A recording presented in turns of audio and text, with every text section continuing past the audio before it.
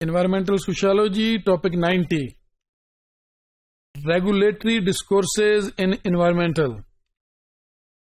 Discourse refers to a shared way for people to understand the world around them. Discourse जो है ये shared way of thinking है जो perceive करते हैं people world around them को according to the discourse they have the perception. Environmental discourses occurs as there is a social aspect with regards to the environmental issues. Environmental issues के साथ जो social aspect है वो भी attached है. Social aspect के बगैर जो environmental issues and problem है उनकी perception या उनकी regularity जो discourses हैं उनको understand करना और analyze करना that is too much difficult as well. Observing and understanding environmental discourses will allow us to further understand the complexity behind the conservation issues as humans create a complex system of belief. Regularity discourses जो हैं ये social dimension से emerge होते हैं. जब social और human aspect जो होता है environmental issues and problems का उन्हें अंडरस्टैंड किया जाता है, उसको एक्सप्लोर किया जाता है, उसके लिए different researches are being conducted to understand the human and social dimensions of environmental issues and problems, specially in term to the conservation of environment जो एग्जिस्टिंग रिसोर्सेज हैं उनकी कंजर्वेशन के लिए सोशल एंड ह्यूमन डायमेंशंस जो है वो ज्यादा important हो जाती है. Accordingly rule and regulations banana. For example, I must quote an example from the Pakistan. Pakistan में वाटर स्कार्सिटी का प्रॉब्लम है कि हमारा ओवरऑल वाटर टेबल नीचे जाता जा रहा है पाकिस्तान का, और मैक्सिमम जो हमारी पॉपुलेशन है वो ग्राउंड वाटर यूज करती है अपनी नीड्स के लिए, पीने की नीड्स के लिए, नहाने के लिए, घर में कुकिंग के लिए. अब वो वाटर जो है जो प्रीशियस रिसोर्स है, ग्राउंड वाटर अवेलेबल है.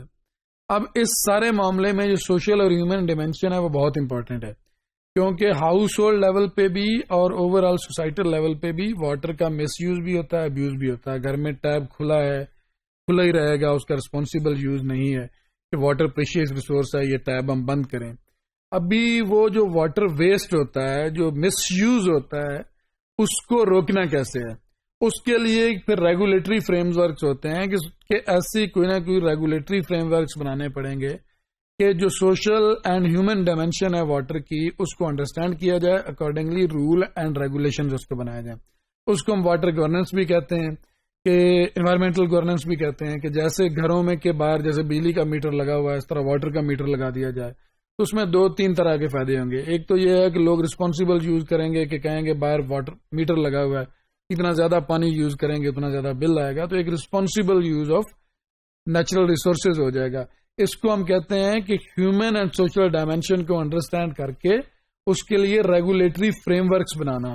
That is the environmental governance and as well. That governance is itself something social but we use it in the term of the regulatory frameworks.